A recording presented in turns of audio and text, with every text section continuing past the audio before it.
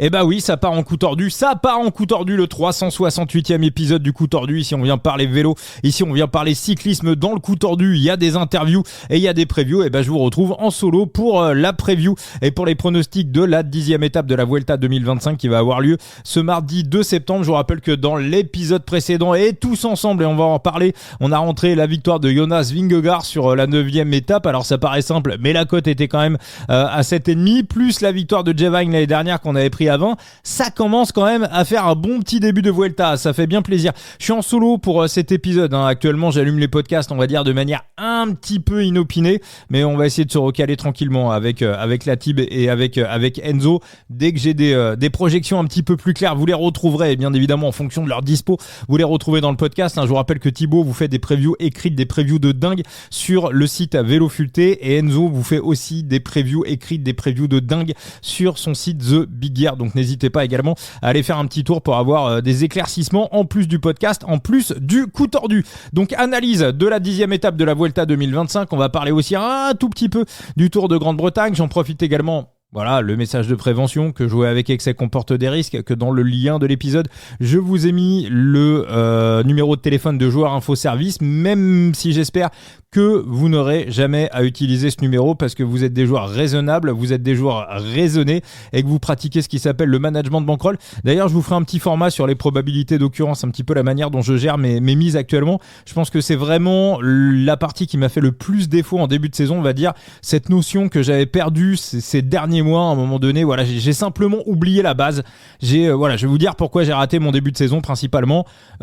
Parce que j'ai tout simplement oublié la base du betting. Et certains me l'ont fait remarquer d'ailleurs sur les réseaux sociaux, et à juste titre, parce que voilà, on commençait à monter dans les classements, on se fait inviter à Eurosport, on interviewe des coureurs, on s'amuse, et puis j'étais parti sur pignon fixe au niveau de mes mises, et en fait c'est une énorme connerie. C'est une énorme connerie, tout simplement. Pourquoi ? Parce que le betting, c'est tout simple. C'est pas de faire des chorégraphies sur TikTok en annonçant ses pronostics comme j'en vois en ce moment, et à chaque fois j'ai des hauts le cœur, j'ai envie de vomir. Non, le betting, c'est tout con, c'est tout bête. C'est définir une probabilité qu'un événement se produise et voir si, en fonction des informations que l'on a, cette probabilité va arriver plus souvent que ce que cote le bookmaker. Sur le foot, très dur. Sur le tennis, très très dur. Sur les 5 grands championnats européens de foot, ultra méga dur.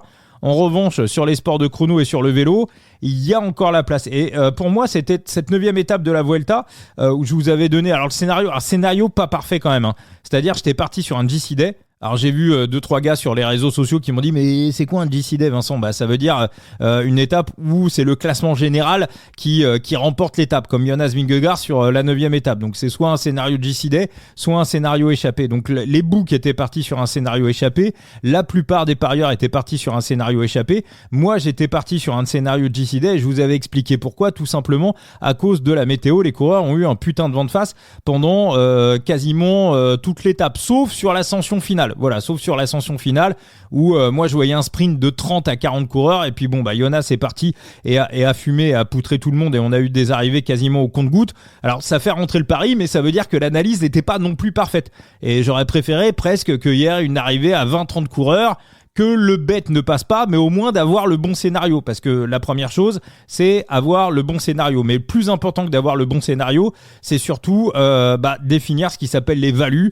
Et définir les values, c'est prendre son papier, son stylo, et comme je vous l'ai dit, définir ses propres cotations, ses propres probabilités. Et ce qui est très intéressant sur cette 9e étape de la Vuelta, c'est que on est en 2025, et ça, c'est vraiment très sympa. On est à l'époque des IA, on est à l'époque des algorithmes, on est à l'époque des robots qui vont dominer le monde.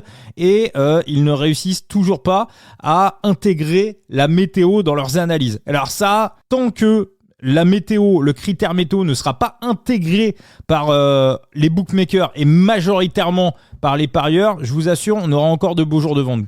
On bascule sur les 2 petites actualités vélo. La première, on en parlait dans le podcast d'avant. Donc Juan Ayuso, c'est fait, il va quitter la team Emirates. Il y a eu un communiqué plutôt bienveillant d'ailleurs des deux côtés, de la part de Martín Fernandez, ou Giannetti, à chaque fois je les confonds, les deux sont chauves comme moi, et de Juan Ayuso. Alors est-ce que c'est une façade, ou est-ce que on pourrait revoir Ayuso, pourquoi pas, après la retraite de Tadej Pogačar, de retour du côté de la Team Emirates. En tout cas, on sait que c'était vraiment le petit de Martín Fernandez, qu'il aime beaucoup.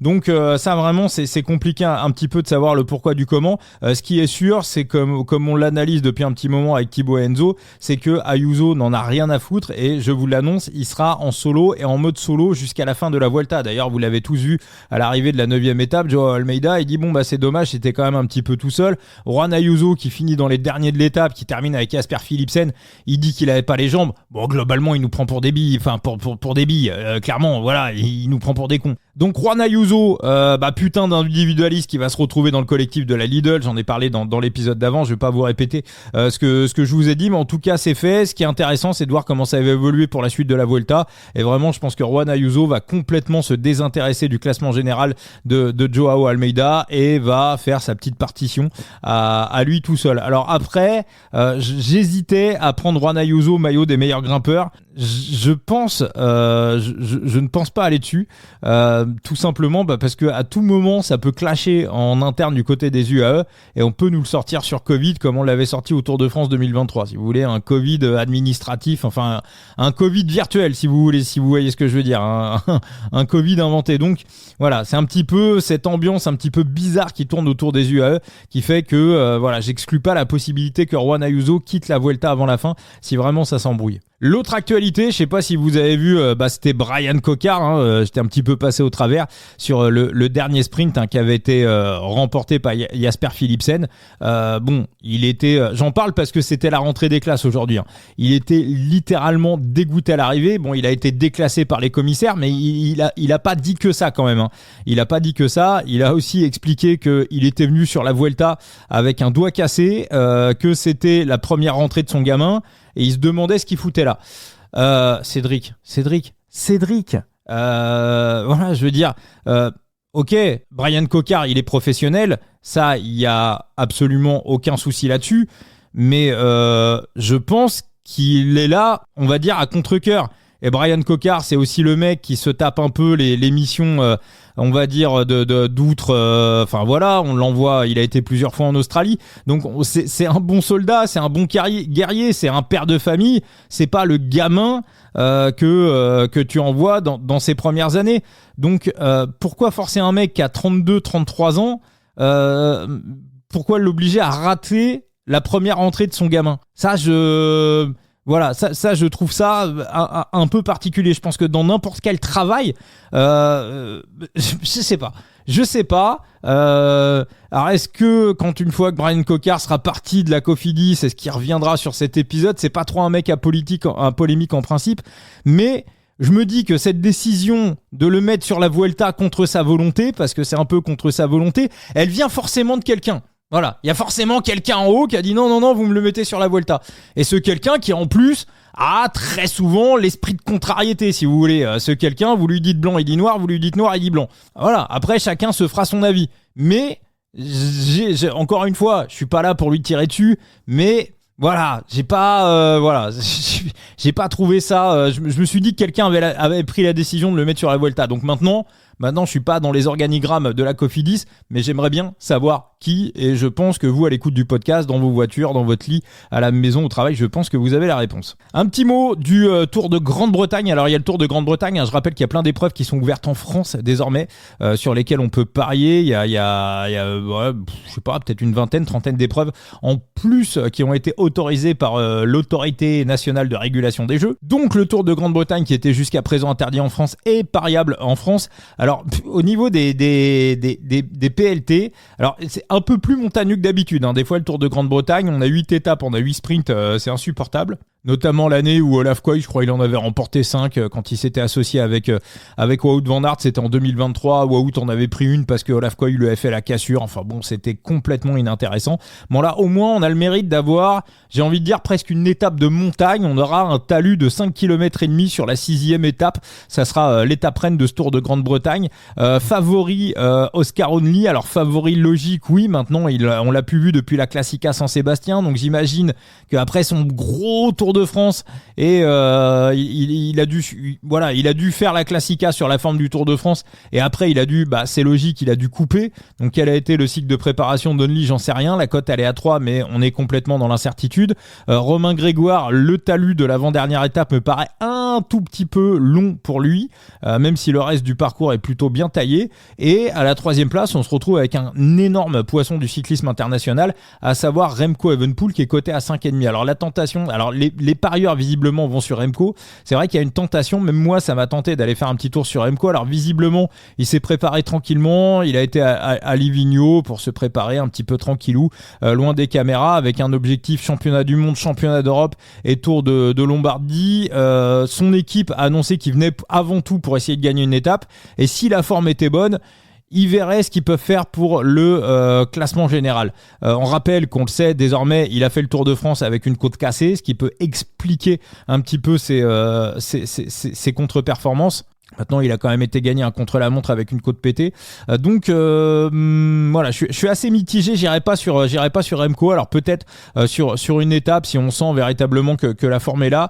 En plus, entre deux, il y a son transfert à la Bora qui a été annoncé. Mais c'est vrai que, si on a du Remco ne serait-ce qu'à 90%, en théorie, il doit remporter ce Tour de Grande-Bretagne, même s'il n'y a pas de contre-la-montre. Je veux dire, même l'ascension de 5,5 km, elle reste dans les standards de Remco. C'est pas une ascension méga longue. Remco, il souffre plus quand on arrive sur des talus, on va dire, supérieurs à 3 quarts d'heure. Il doit travailler la haute montagne. Il n'y a pas de haute montagne sur ce Tour de Grande-Bretagne.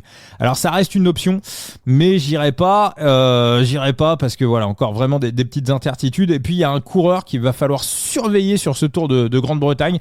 Les managers de Side Limit le connaissent bien. Retenez son nom. On reparlera de lui dans les prochains jours parce qu'on le prendra, je pense, en top 3 ou en top 10 sur certaines étapes.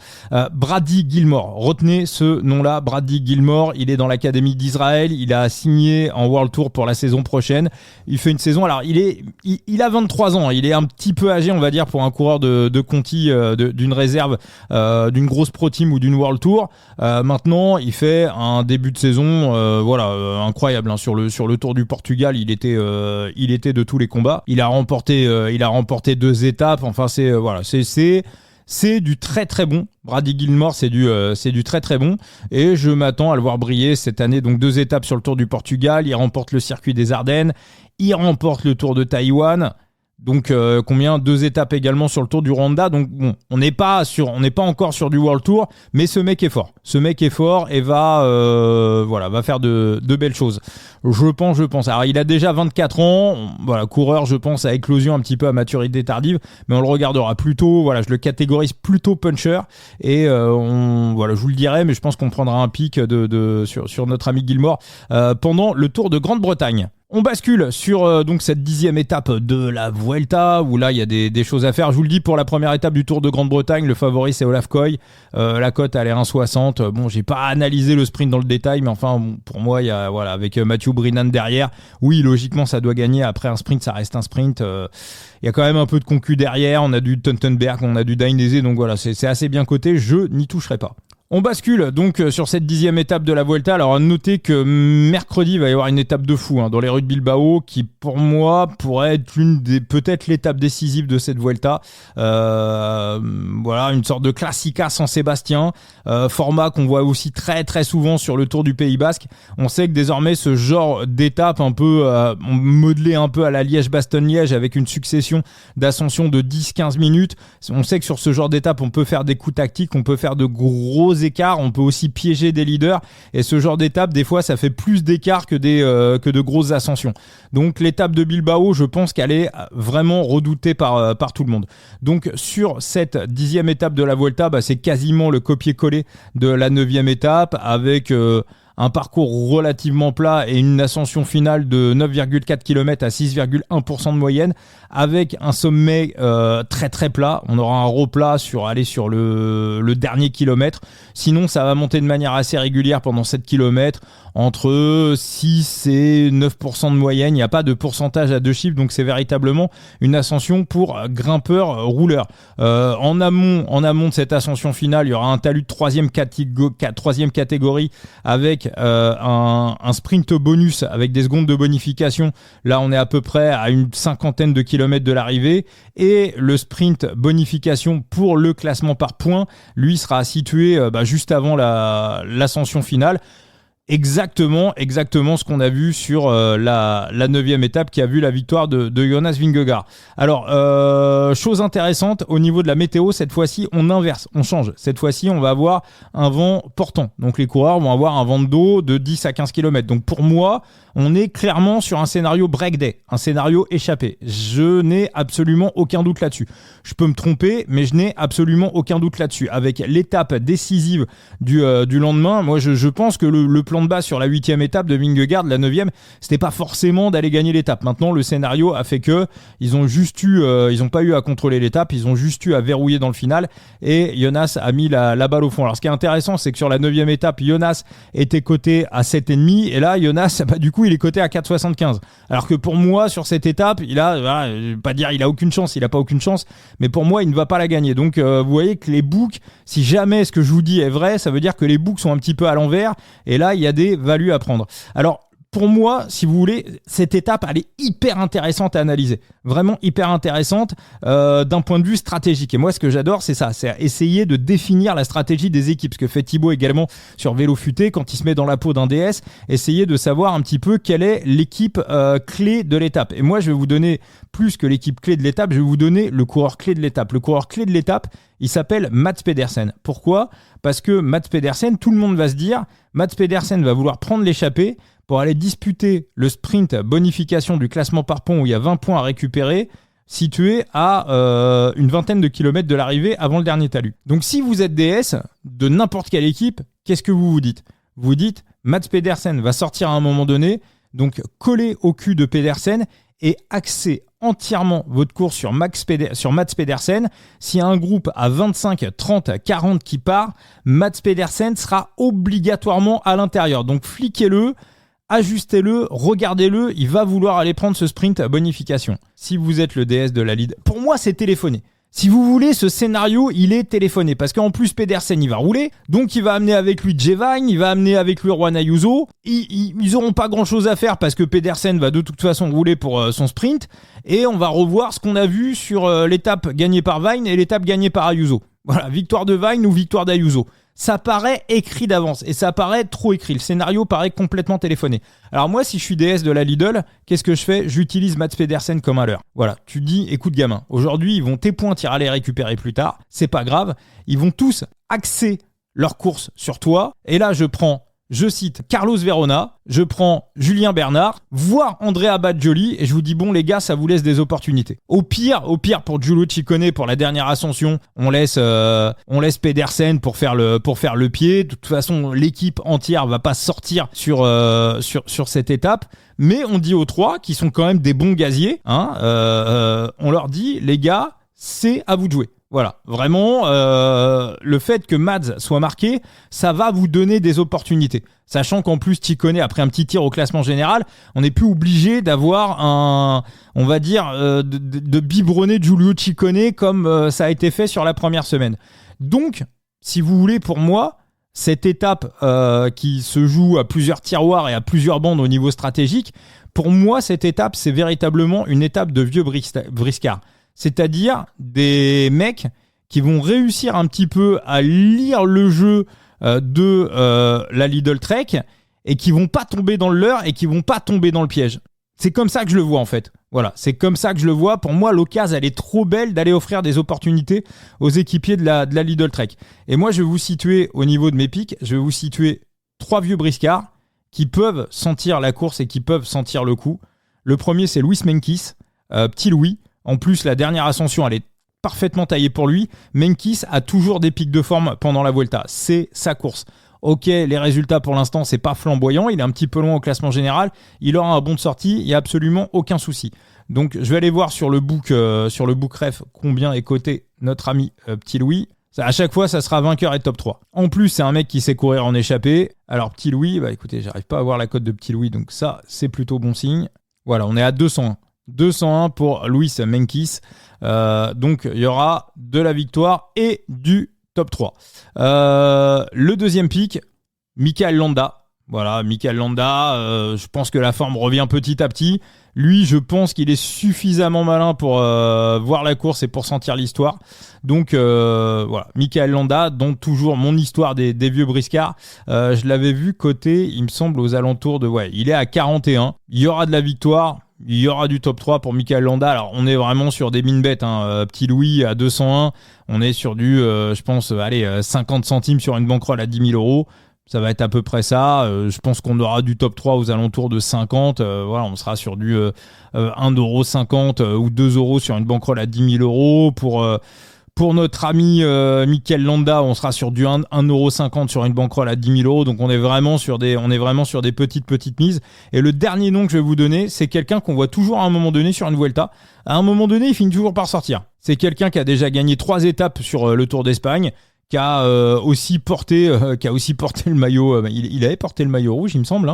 C'est notre ami Ressus, tout simplement. Ressus Herrada, forme plutôt bonne. Il a terminé deuxième du Tour de Castille et Léon. Et ce genre de coup, voilà. En plus, ce qui est intéressant chez Ressus Herrada, c'est que généralement sur les Vuelta, on le voit à l'avant, il prend des étapes.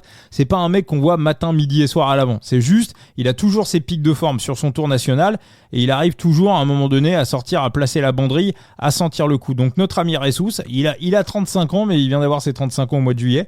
Mais pareil, je lui fais confiance. Notre ami Ressus Herrada. Alors j'arrive pas à trouver la cote, mais je pense que ça doit être assez haut quand même pour un mec qui a déjà 3 victoires d'étape sur la Vuelta. Voilà, il est à 80. Voilà, 80 pour Ressus Herrada. Donc pareil, ça sera 75 centimes sur une bankroll à 10 000 euros pour la victoire. Donc je vous fais mon récap. Donc victoire de Luis Menkis, victoire de Luis Menkis. Alors sur le Bookref, c'est 201. Voilà, je vais réajuster après sur les Book FR. Donc Mikel Landa à 41 et Ressus Herrada à 81. Et à chaque fois, ça sera couvert avec du top 3. Victoire et top 3. Allez, je vais vous dire, je pense que sur la mise globale, on ne sera pas impliqué à plus de 0,12% de bankroll en tout, quoi. Voilà, ça sera vraiment une étape, on va être en mine bête. Voilà, je pense que c'est une étape pour tenter un gros coup. Ça me paraît Jevine, Erwan Ayuso, ça me paraît téléphoné. Ça me paraît tellement téléphoné que voilà, et que tout le monde va vouloir axer sa course sur eux. Enfin, ça, voilà, je vous le redis encore une fois, pour moi, étape, ça sera peut-être pas un de ces trois-là, mais voilà, pour moi, étape de mecs d'expérience, pour moi, étape de vieux briscards. Voilà pour le coup tordu. Merci à tous, les amis, et puis on se retrouve très très vite. Voilà, je pense qu'il y aura une preview pour l'analyse de la 11e étape qui sera très intéressante autour de Bilbao. Allez, ciao les potos, je vous rappelle que le coup tordu, vous nous retrouvez absolument partout, n'hésitez pas à vous abonner, les réseaux sociaux, le compte Instagram, le Facebook, le TikTok, il y a le X, le Twitter bien évidemment, où tous les matins je fais des récaps des pronos qu'on a donnés dans le podcast et on se retrouve très très vite pour un nouvel épisode. Ciao les potos.